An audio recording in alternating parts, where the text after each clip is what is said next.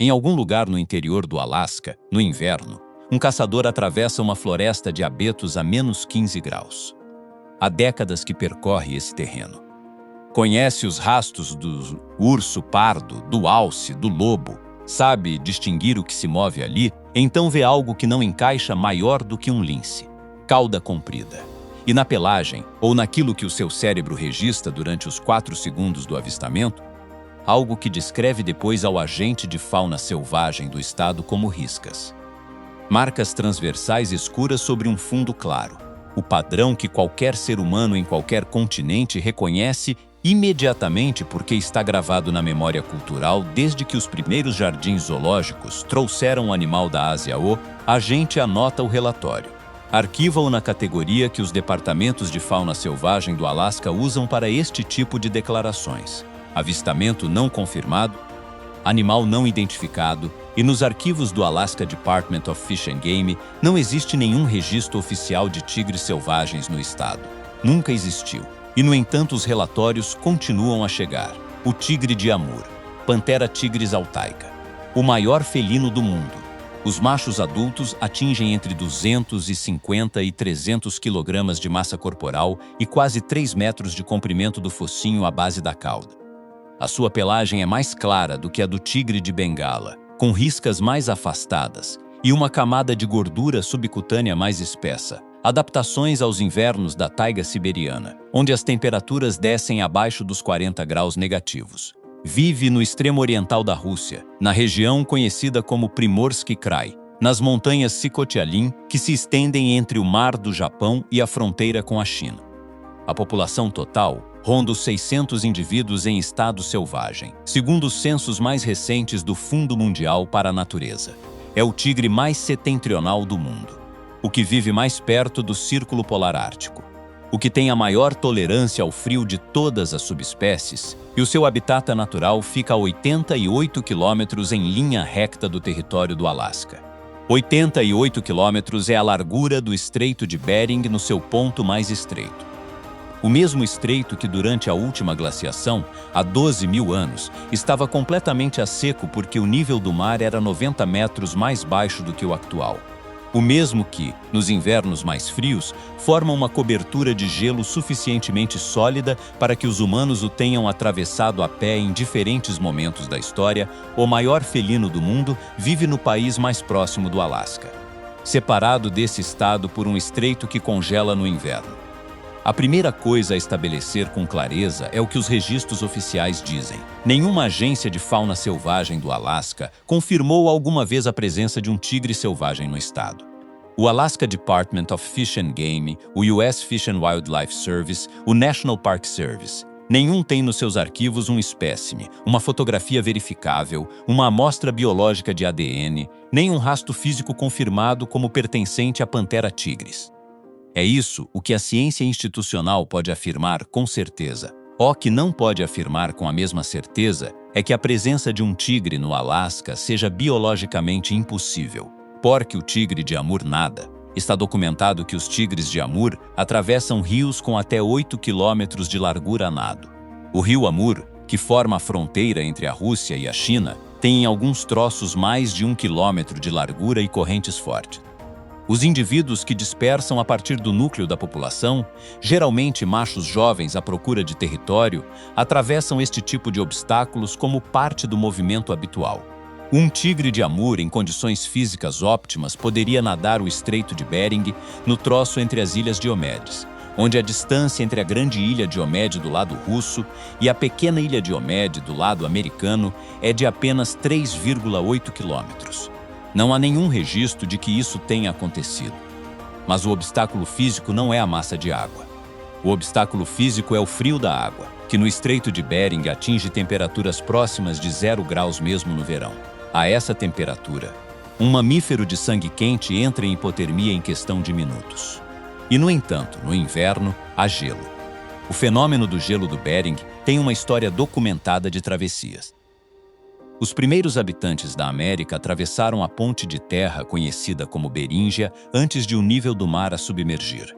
Em tempos mais recentes, os povos Yupik e Inuit mantiveram contato através do gelo marinho durante gerações.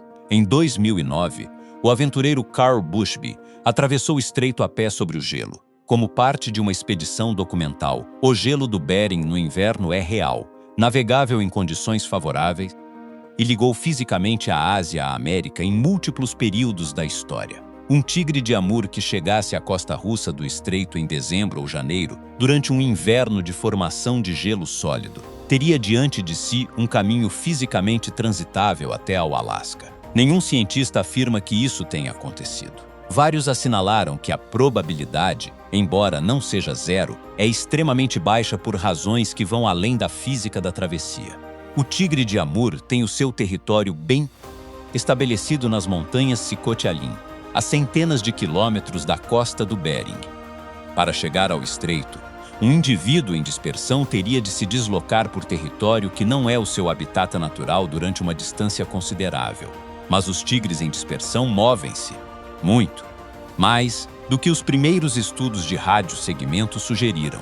Em 2018, um macho jovem rastreadores do Instituto de Biologia e Recursos Naturais do Extremo Oriente Russo deslocou-se mais de 800 quilômetros em linha recta a partir do território da sua mãe antes de estabelecer o seu próprio raio de ação. 800 quilômetros em terreno nevado, atravessando infraestruturas humanas, rios e montanhas. Um tigre que disperse para norte, em vez de para sul ou este como a maioria, poderia aproximar-se do Estreito de Bering muito mais do que os modelos de distribuição histórica do tigre de Amur sugerem. Mas a rota siberiana, por mais fascinante que seja como hipótese, explica apenas uma fração teórica dos avistamentos reportados no Alasca. Para os restantes é necessário falar de algo mais prosaico e mais documentado. Os tigres em mãos privadas. Antes de dezembro de 2022, quando o presidente Biden assinou a Lei de Segurança Pública dos Grandes Felinos, não existia regulamentação federal homogênea sobre a detenção privada de tigres nos Estados Unidos. A estimativa mais citada por organizações de conservação como o Fundo Mundial para a Natureza e a Sociedade Humanitária dos Estados Unidos era que havia mais tigres em mãos privadas nesse país do que tigres selvagens em toda a Ásia. Mais tigres em quintas, caves, instalações privadas e zoos de estrada do Texas, Ohio, Nevada e outros estados do que em todas as florestas da Índia, Butão, Indonésia, Malásia e Rússia juntas. O Alasca, onde a relação histórica entre os residentes e a fauna selvagem tem uma textura diferente da dos estados do sul, também teve tigres em mãos privadas. Alguns com as licenças correspondentes ao abrigo da legislação estadual vigente em cada momento. Outros numa zona cinzenta regulatória. Antes de 2022, um tigre adulto podia ser comprado em determinados estados pelo preço de um carro em segunda mão. E um tigre adulto que escapa de uma propriedade rural nas florestas do Alasca é, para todos os efeitos práticos, invisível. O estado tem mais de 1.500.000 quilômetros quadrados de território, 86% dos quais sem estradas nem infraestrutura permanente. Um tigre de Amur, nas condições climáticas do Alasca, com temperatura abaixo de zero e neve, está no seu ambiente. É o mesmo ambiente onde evoluiu. Um animal assim poderia mover-se durante meses sem ser detectado por nenhum sistema de monitorização estabelecido. A Lei de Segurança Pública dos Grandes Felinos de 2022 alterou o quadro legal. Agora, a detenção privada de tigres é proibida a nível federal. Os animais já existentes em instalações registradas antes da lei são inventariados e monitorizados. Mas os que estavam em posse não registrada, os que escaparam antes de existir o inventário, os que foram libertados quando seus proprietários já não os conseguiam manter, não constam de nenhum registro oficial. E no período entre a explosão do mercado de animais exóticos nos anos 90 e 2000 e a assinatura da lei em 2022, um número indeterminado de tigres em mãos privadas desapareceu do Alasca sem deixar rastro em nenhum processo. O investigador que mais sistematicamente estudou os avistamentos de grandes felinos não nativos no Alasca é uma figura de perfil relativamente baixo na comunidade científica, porque o seu trabalho se situa no limite entre a zoologia convencional e o que os biólogos de fauna selvagem chamam investigação de campo não standard. O que os relatórios recolhidos nos últimos 30 anos partilham é uma consistência geográfica que dificulta descartá-los por completo. Os avistamentos concentram-se em 3 zonas do estado. O interior, a região subártica entre a Cordilheira do Alasca e o Círculo Polar Ártico. O sudoeste, nas margens da Baía de Bristol e na foz do rio Kuskokwim. E a região da Península de Kenai, a sul de Anchorage. Estas zonas têm em comum serem áreas de alta densidade de presas. O falce do Alasca, que pode superar os 600 kg nos machos adultos, e a rena, que migra em manadas de centenas de milhares de indivíduos, estão presentes em todas elas. Um tigre de Amur adulto na Rússia caça veados sica e javalis que raramente ultrapassam os 100 kg. A megafauna do Alasca representaria para um tigre transladado uma abundância de presa a que nenhum tigre na Ásia tem acesso. As testemunhas mais credíveis do registro não são turistas. São caçadores de subsistência de comunidades Yupik e Athabascan, com décadas de experiência a identificar fauna em condições extremas de visibilidade. As suas descrições partilham elementos que não coincidem com os grandes predadores documentados no Alasca: o lobo, o urso pardo, o lince cadiano, a cauda comprida, o padrão da pelagem, o tamanho consideravelmente maior do que o de um lobo grande. Nenhum desses relatórios produziu evidência física verificável, mas os relatórios continuam a chegar. Para perceber o que deveria produzir um avistamento confirmado em termos de evidência, é preciso compreender as limitações da monitorização de fauna no Alasca. O estado tem menos de 1 milhão de residentes permanentes, concentrados na sua maioria em Anchorage e no corredor da estrada Seward. 86% do território é inacessível por estrada. A monitorização sistemática com câmaras de armadilha, que nos Estados Unidos contíguos permitiu documentar populações de pumas, lobos e ursos negros com precisão crescente nas últimas 2 décadas, tem uma cobertura mínima nas zonas do interior e sudoeste do Alasca, onde se produz a maioria dos avistamentos reportados. Um tigre que se mova num raio de 50 quilômetros em terreno de tundra e taiga do interior do Alasca. Na ausência de câmaras de armadilha, de sensores acústicos, de infraestrutura de monitorização, poderia estar ali durante anos sem que nenhum sistema oficial o detectasse. O equivalente em termos de cobertura seria tentar documentar a fauna da Amazônia com as câmaras de armadilha distribuídas nos estacionamentos das suas cidades fronteiriças. Nesse contexto, a ausência de evidência fotográfica verificável de tigres no Alasca não equivale à evidência da ausência do animal. O tigre de Amur na Rússia está, pela primeira vez em décadas, em processo de recuperação. Quando a União Soviética se dissolveu em 1991, a proteção das reservas naturais do extremo oriente russo colapsou temporariamente. A caça furtiva disparou a pressão sobre a população de tigres. Nos anos 90, alguns estudos estimavam que restavam menos de 200 indivíduos. As medidas de proteção implementadas pelo governo russo a partir de 2000, juntamente com o apoio internacional de organizações como a Tiger Alliance e o World Wildlife Fund, permitiram que a população se recuperasse para os 600 indivíduos atuais. Uma população em recuperação expande o seu raio de ação. Os machos jovens à procura de território dispersam-se mais longe do que quando a densidade era baixa. Na última década, os avistamentos de tigres de Amur em zonas do Primorsky Krai, onde não eram documentados há décadas, aumentaram. A direção natural dessa expansão é para norte, em direção à costa do Estreito de Bering, para as latitudes onde o frio já não é uma limitação para uma espécie que evoluiu precisamente para o frio extremo. Nenhum investigador do Programa de Recuperação do Tigre de Amur propôs formalmente que a expansão do raio de ação poderia levar a espécie ao Alasca. A distância geográfica e as barreiras físicas fazem com que essa possibilidade esteja fora do intervalo de probabilidade em que os modelos de distribuição atuais trabalham. Mas os modelos de distribuição do tigre de Amur em 1990 também não contemplavam os raios de ação que indivíduos específicos percorreram desde então. Há 2 tipos de perguntas que este fenômeno coloca.